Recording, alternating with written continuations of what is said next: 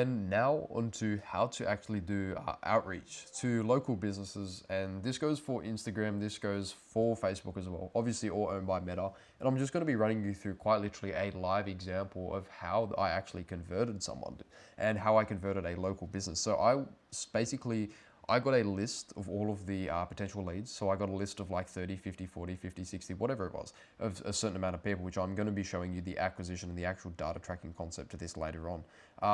But what I did was quite literally, so I'm going to run through with you. But I'm like, hey, Bulls Automotive, I've seen on your page that you hold your quality standards very high. I was going through your service list and noticed that you don't offer vehicle detailing. Is that an egg that you would like to add to your basket? Question mark. So this is extremely disarming. I'm not trying to sell him anything. I'm obviously a local business owner, and I'm obviously well articulated. So make sure that you are actually, you're coming across from a professional standpoint. You don't want to be reaching out to these people with minimum authority. It's like I had a lead that came into my pipeline the other day for my info offer. I was on an account with like fucking 14 followers or something, and I was able to convert him and gain so much authority that he closed. So it's like the authority is set by the knowledge and I guess the adaptment from the person behind it. But as you can see here, he's responded in the future, so he's open to it.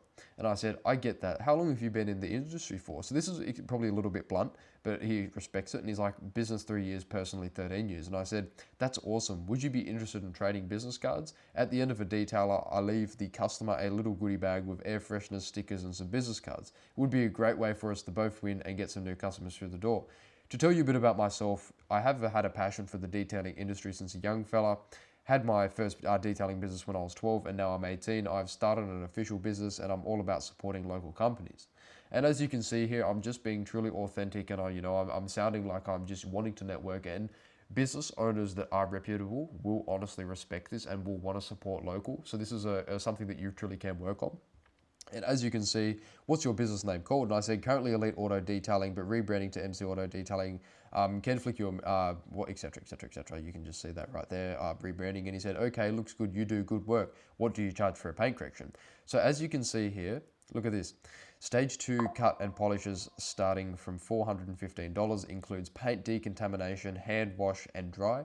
Up to a 3-month ceramic coating is applied as well. Takes around 4 to 5 hours. And he's like, yeah, okay, they're not badly priced either. So it's like, wow, he's in support of this. He's keen. And I said, it's a high ticket service, but made for people who appreciate quality. I appreciate your time as well. Main prerogative on my behalf is to deliver and network with local businesses. So as you can see, coming through with an element of authority there and an element of I know what I'm talking about. And he's gone ahead and said the biggest thing for us is to be a business that helps each other out, and we would first need to meet. Second, need to see your work personally, as photos hide a lot of things and I have had in the past, if that makes sense. So this is an objection from him. So I have an opportunity to actually handle this, and this is months ago. This is months ago where I wasn't even at the level I'm at now, and I was already doing this kind of stuff. And it's like, I understand, appreciate your transparency. Would you be interested in a detail on your personal vehicle at a discount to make sure it's the right fit? I understand completely that results beat words, because I'm not just a salesman. I understand that words don't mean anything, and look, he's agreed with me now, so he now knows that I'm a real fucking G. I'm a real G. And he's like, correct. What would you do at discount for paint correction? Don't need a coating as I have that myself. I've done paint corrections, coatings, detailing in my past, so I know what work goes into it. Got a 2024 D-Max. Right, so now he's interested. He's told me his vehicle, he tells me he wants it, correct. He's agreed with me, I gave him the right concept, I was professional, I knew what he was talking about, I knew he was an older demographic of clients, so what did I do? I tailored the message towards him. I didn't send him a Gen Z message, I didn't send him bro, man. I was respectful and I was good with my words. And with a larger vehicle category, would usually be around $500, marked for a stage 2, but I can do $380 for you.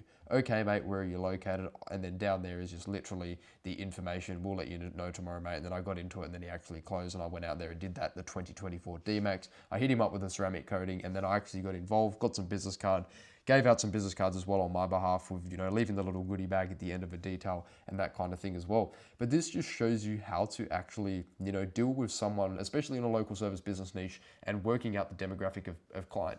And you can really, truly niche down on it, because when you go into Google, you'll see how many years they've been in the business. And as someone with me who has always been able to relate better to an older audience and has been able to work in that regard, I do recommend that you do niche out into the local service business niches and you do go majority B2B. But the exact same concept for this can be implemented into B2C as well, and that kind of thing. But basically, this is all there really is to signing a B2B client. It isn't rocket science. There's not a crazy amount of messages here.